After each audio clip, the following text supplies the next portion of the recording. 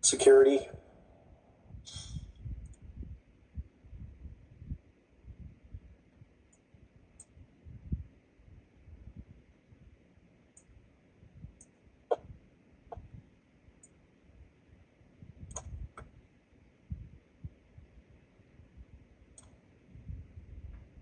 Okay, if not, then let's move on to security. So we're in volume 2 again, looking at chapter 5.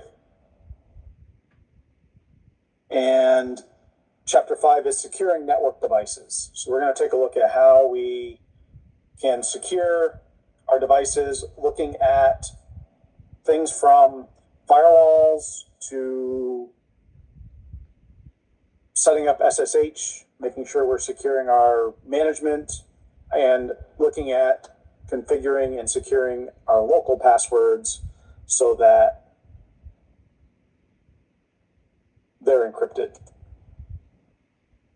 So we do know, and we have set up already, right, our passwords for our system. We talked about this earlier in the week, where we put passwords on the VTY ports or the console ports. We created an enable password. Note it was enable secret. And if you look at that in your config, you'll note that it is not the plain text password anymore. It is now encrypted. We set up usernames. We could set those up with secrets as well. And we enabled SSH by turning on the crypto key generate RSA and then enabling SSH. What we didn't do is this portion here under line VTY 0 through 15. It says transport input all. That allows for SSH and Telnet. But we don't want that. We want transport input SSH. We do not want Telnet. Telnet is plain text passwords, plain text, not encrypted. So anything that we're sending across that is potentially readable by anybody.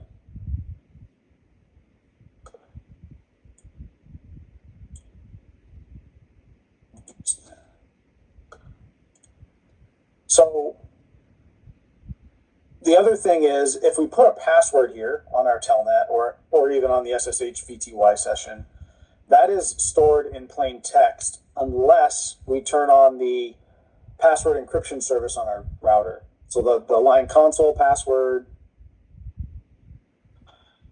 shown here in plain text, we can run the service password encryption, and that will actually encrypt the password for us. Any password on the console, on the VTY ports. If we have an enable password, which we shouldn't do, but we would have enable secret, which would already be encrypted. And note, it's password 7. That is the encryption mechanism that it's using, is the 7th encryption mechanism on the router in order to encrypt that. So that's one of the commands we should be running, service password encryption on our device. And then any other passwords that we create after we run that command will also get encrypted. They'll get encrypted automatically. So encryption is immediate.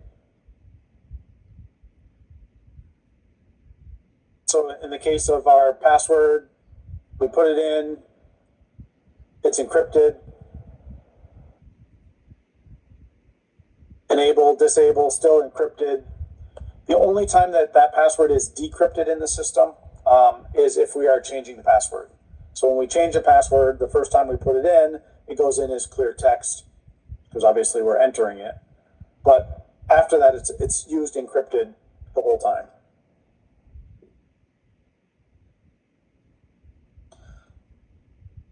So it's a one-way MD5 hash. So we put in the clear text. It runs through an MD5 hash. Very simple computationally. However, it's not reversible. So you can't take that hash and get back to the original clear text.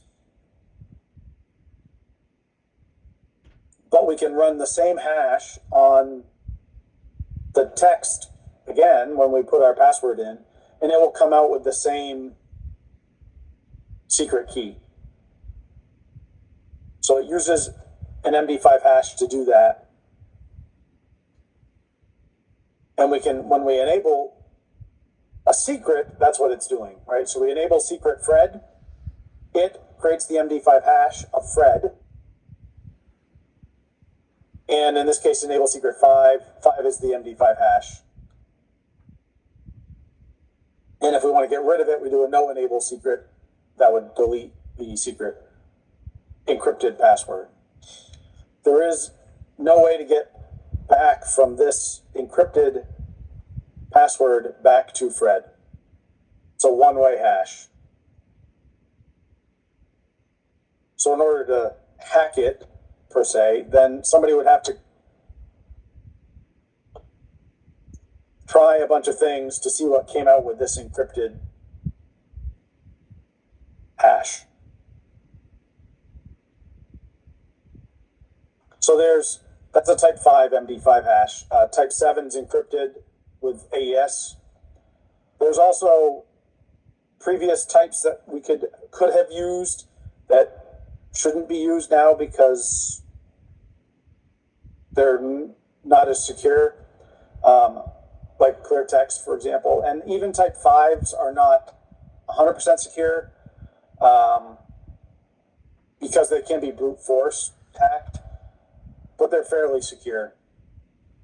There's also type 4, which uses a different hashing algorithm, as well as type 8 and type 9. Most of the time you're going to see AES type 7s. So here is using a type 5, uses MD5. Using type 8 uses SHA-256. Type 9 is also SHA-256. Just a different hashing mechanism.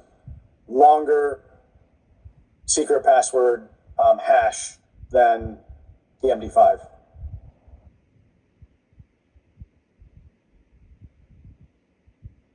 The disadvantage of using a longer hash is it takes longer to decrypt.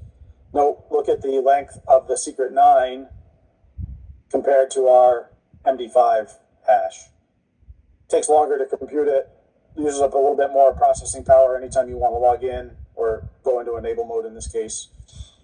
But it is something that you should consider making it more secure using type 8, type 9 for encryption.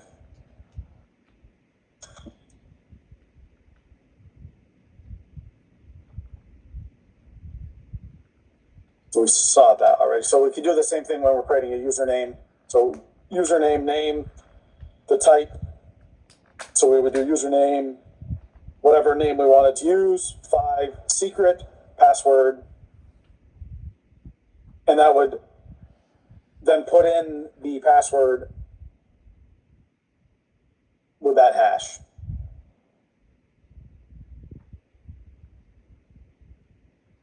So the next thing to secure after we've encrypted all our passwords and secured all our passwords is to create an access control list for our Telnet sessions. So in this case, we have created access list 3 permit 10.110.000.255, and we've applied that inbound on the VTY, line VTY ports. So only systems on 10.110 will be able to SSH or Telnet into this particular box.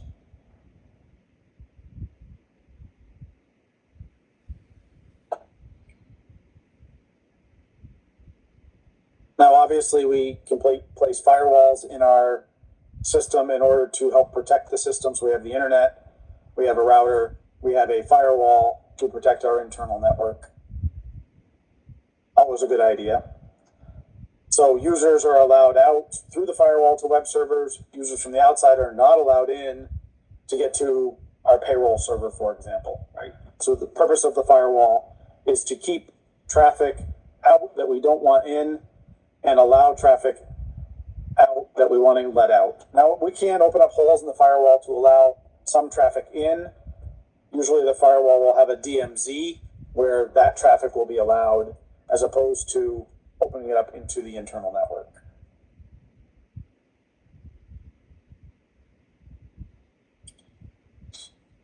So here's the concept of zoning in the firewall. We have an outside zone, we have an inside zone, we have a firewall in between.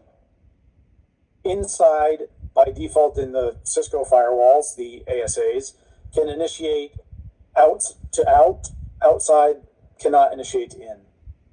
So there's a security level on the zones, and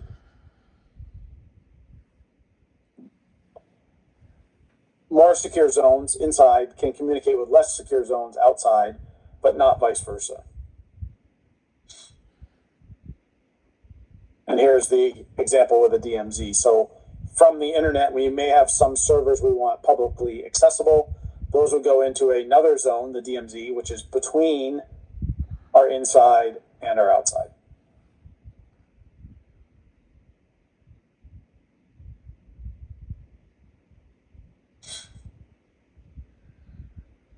So another thing that we can do, and this typically happens either within the firewall or within another device outside or potentially inside the firewall, we have intrusion protection and intrusion detection systems.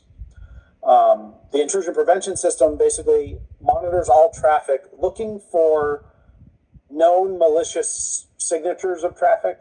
So it has a database basically of what malicious traffic looks like, and it monitors for that in the traffic streams. And if it sees it, it will kill that stream and not allow it to continue. And that's called an intrusion prevention system. It shows here as a separate box, and it may be, but it also could be running on box within a firewall. A lot of firewalls, including the Cisco ASAs, have the ability to have IDS and IPS built in. So here's an example of that, the next generation firewalls, which is now not the next generation anymore, it's now the current generation of firewalls. Most of them, including the ASAs, do have IPS capabilities built in.